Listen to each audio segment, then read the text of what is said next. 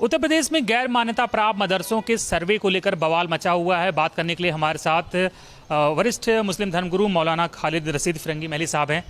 Sir, सरकार अगर मदरसों का सर्वे कराना चाहती है तो प्रॉब्लम कहाँ है?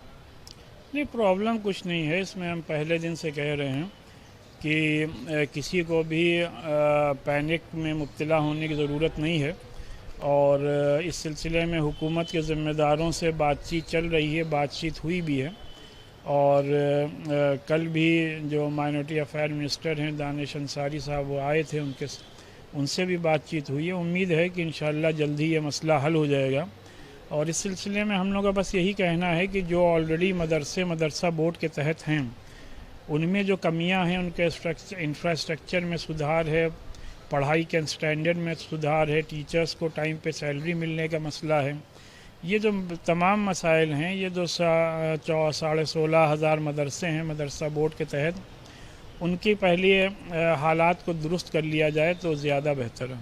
सर, जब आप कह रहे हैं कि जो सरकार द्वारा मान्यता प्राप्त हैं या सरकार द्वारा एडेड हैं, जो सरकारी हैं, उनकी हालत ख़राब है, तो जो गैर मान्यता प्राप्त होंगे उनकी हालत तो और ख़राब होगी। तो सरकार कह रही है कि हम उनका सर्वे करना चाहते हैं, उनकी स्थिति जानना चाहते हैं, जिससे कि उनके लिए पॉलिसी बनाई जा सके, उनकी हेल्प की जा सके और इससे जो है क्वालिटी ऑफ एजुकेशन जो है वो और बेहतर होगा। ये जो गैर मान्यता प्राप्त मदरसे हैं उनमें क्वालिटी ऑफ एजुकेशन बहुत ज़्यादा बेहतर है।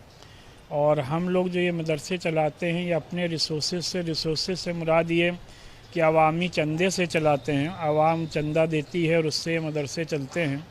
और हद ये है कि अगर आप गांव देहात में देखिए तो लोग अपना किसान गल्ला चावल ये सब दे करके मदरसों में तालीम को यकीनी बनाया जाता है। तो जो हुकूमत की पॉलिसी है कि ज़्यादा से ज़्यादा बच्चों को तालीम दी जाए, तो कहीं ना कहीं जो लिटरेसी रेट है वो पूरे मुल्क में ये मदरसे बढ़ाने में मदरसों की सबसे अहम खिदमत है।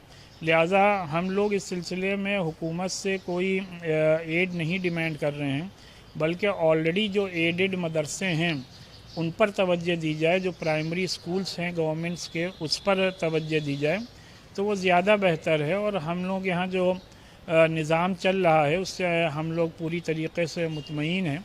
तो हुकूमत से यही बात कही गई है कि इस सिलसिले में जो भी बीच का रास्ता हो वो निकाल लिया जाए तो ज़्यादा बेहतर है। सर, आप कह रहे हैं कि चंदे से चल रहे हैं गांव के जो मदरसे हैं, जो सरकार से मान्यता प्राप्त नहीं है, लेकिन राष्ट्रीय बाल अधिकार आयोग के चेयरमैन हैं, उनका कहना है कि जो नॉन गवर्नमेंट मदरसे हैं या गैर मान्यता प्राप्त हैं उनको 10,000 करोड़ रुपए की फंडिंग ऑलमोस्ट हो रही है पर ईयर, और उसमें से 50% का जो स्रोत है वो ज्ञात ही नहीं है कि कहाँ से आ रहा है। तो बहुत संभावना है सर कि ये जो पैसे आ रहे हैं, ये जो इसका स्रोत है वो हो सकता है कि ठीक स्रोत से ना आ रहे हों या फॉरेन से आ रहे हों। और उन कुछ मदरसे जो हम देखते भी हैं कि कई बार एंटी सोशल एक्टिविटीज़ में या एंटी नेशनल एक्टिविटीज़ में उनका नाम आ जाता है उनके स्टूडेंट्स का, तो उस पर क्या कहेंगे सर? देखिए, इनके पास ये फ़िगर कहाँ से आया ये तो मुझे नहीं मालूम। जिसने ये फ़िगर पेश किया है इसका जवाब वही दे सकता है। और इतना बड़ा अमाउंट अगर हम लोगों के पास आ रहा होता तो हम लोग अपने पूरे दारुल उलूम के साथ यूनिवर्सिटीज़ खड़ी कर चुके होते। हमारे यहाँ मुसलमान जो हर साल रमज़ान में एक बड़ा अमाउंट ज़कात के फॉर्म में निकालते हैं, वो मेन सोर्स है इन मदरसों के चलने का। और ज़ाहिर बात है जो ज़कात का अमाउंट निकालता है वो एक अपना मजहबी फरीज़ा समझ के निकालता है और उसको वो इन मदरसों में ज़रूरतमंद जो तलबा हैं उनके लिए देता है। इन लोगों के साथ कोई इस बात का एहसास होना चाहिए कि आज तक कोई भी मदरसा किसी भी एंटी नेशनल एक्टिविटी में नहीं पकड़ा गया, और अगर कोई पकड़ा भी गया है तो कहीं से उस पर कोई भी जुर्म साबित नहीं हुआ। आजकल नामालूम कितने स्कूल, कॉलेज और यूनिवर्सिटीज़ से लोग एंटी नेशनल एक्टिविटीज़ में पकड़े जा चुके हैं, लेकिन हम लोगों ने कभी भी उनके ख़िलाफ़ कोई भी उंगली नहीं उठाई। ये सिक्योरिटी एजेंसीज़ का मसला है। लोगों को इस बात का इल्म होना चाहिए कि जहाँ इन मदरसों का एक तरफ मुल्क की आज़ादी में सबसे अहम रोल रहा है, वहीं इन मदरसों में 90% बच्चे वो हैं जो बिलो द पावर्टी लाइन से आते हैं। और इन बच्चों को हम लोग रहने में इनकी फूडिंग, लॉजिंग और एजुकेशन कम्प्लीटली फ्री में देते हैं। और ये ऐसा नेटवर्क है जो मेरा ये मानना है कि पूरे मुल्क में सबसे बड़ा एजुकेशनल नेटवर्क है, जहाँ इतनी बड़ी तादाद में, लाखों की तादाद में बच्चों को कम्प्लीटली फ्री में एजुकेशन और अच्छी एजुकेशन दी जा रही है। सर, लेकिन जो मदरसों के अगेंस्ट बोलते हैं या इनको आवाज़ उठाते हैं, उनका यही कहना है कि लाखों की संख्या में बच्चे पढ़ रहे हैं, लेकिन वहाँ पर दीनी तालीम ज़्यादा दी जाती है और दुनियावी तालीम पर फोकस नहीं होता, जिससे वो ज़िंदगी की रेस में दूसरे सरकारी स्कूलों के बच्चों से या कॉन्वेंट स्कूलों के बच्चों से बहुत पीछे छूट जाते हैं और देश में विकास में जो योगदान उनका होना चाहिए वो नहीं दे पाते हैं। और एक तरह से कहें कि बड़ी संख्या में जब इतनी बड़ी संख्या में बच्चों की जो फौज है जब एजुकेशन सही नहीं हासिल कर पाती है तो एक तरह से विकास में सहयोग देने की जगह वो बाधा बन जाती है। सर, ये बहुत बड़ा मिसकंसेप्शन और बहुत बड़ी अफवाह और बहुत बड़ा झूठ है। हकीकत ये है कि APJ अब्दुल कलाम साहब भी मदरसे से ही पढ़े हुए थे। मुल्क के सबसे बड़े साइंटिस्ट इब्न सीना, जिनको कि फादर ऑफ मेडिसिन कहा गया, वो भी मदरसे से पढ़े हुए थे। इसी तरीके से जाबिर इब्न हय्यान, जिनको कि फादर ऑफ केमिस्ट्री कहा गया, वो भी मदरसे से पढ़े हुए थे। आप ये हमें बताएं कि मदरसों से पढ़ के जो बच्चे निकलते हैं उनमें से 1% भी आप बच्चे हमारे सामने, मुल्क के सामने लाके नहीं खड़ा कर सकते हैं जो कि अनएम्प्लॉयड हों। सिर्फ मदरसे का जो एजुकेशनल सिस्टम है वो मुल्क में वाहिद सिस्टम है जहाँ की 100% एम्प्लॉयमेंट रेट और रेशियो और परसेंटेज है।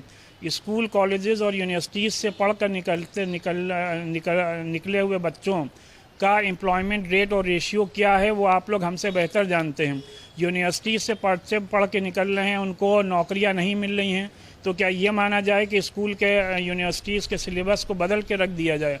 मदरसों का जो बुनियादी मकसद है वो ये है कि हम उनको बेहतर से बेहतर दीनी तालीम दें और उसमें हम 100% कामयाब और मुतमईन हैं।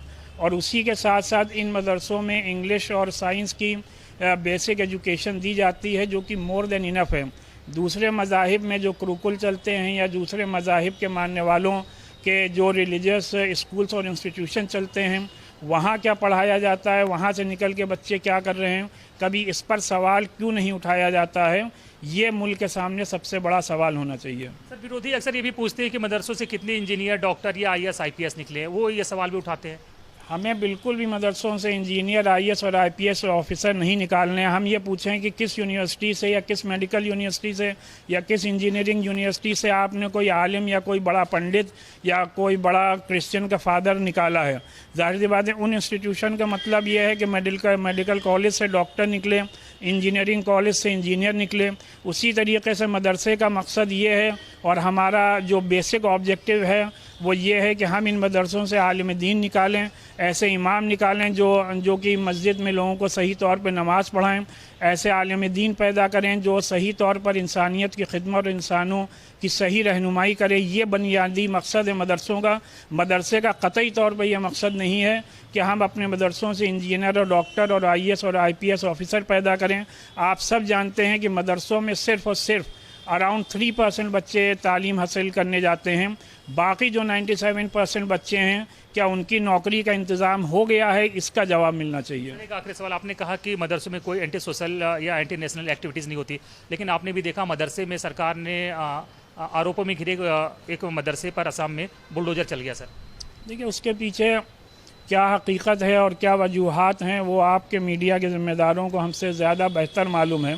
किसी भी स्कूल या कॉलेज या यूनिवर्सिटीज़ में कोई बच्चा एंटी सोशल एक्टिविटी में जब पकड़ा जाता है कि आप पूरी यूनिवर्सिटी ढा देते हैं। एक तालीमी इदारा 10 साल की 20 साल की मेहनत के बाद खड़ा किया जाता है, करोड़ों रुपया उसमें खर्च होता है। उसमें जो कसूरवार है आप उस शख्स को सज़ा दें, ना चाहिए कि आप पूरे एक तालीमी इमारत को ढा कर रख दें। ये कहाँ का इंसाफ है? ये सबसे बड़ा सवाल है। धन्यवाद सर बात करने के लिए हमसे। मौलाना खालिद रशीद फिरंगी महली का कहना है कि सरकार मदरसों का सर्वे करा रही है, लेकिन इसके साथ ही जो दूसरे मदरसे हैं जो मान्यता प्राप्त है, जो सरकारी हैं, सरकार को उनके हालात पर, उनके इंफ्रास्ट्रक्चर पर ध्यान देने की ज़रूरत है और कोई मदरसा जो है देश में एंटी नेशनल एक्टिविटीज़ में इन्वॉल्व नहीं है। वीडियो जर्नलिस्ट बगराना के साथ अनिल यादव, न्यूज़ नेशन, लखनऊ।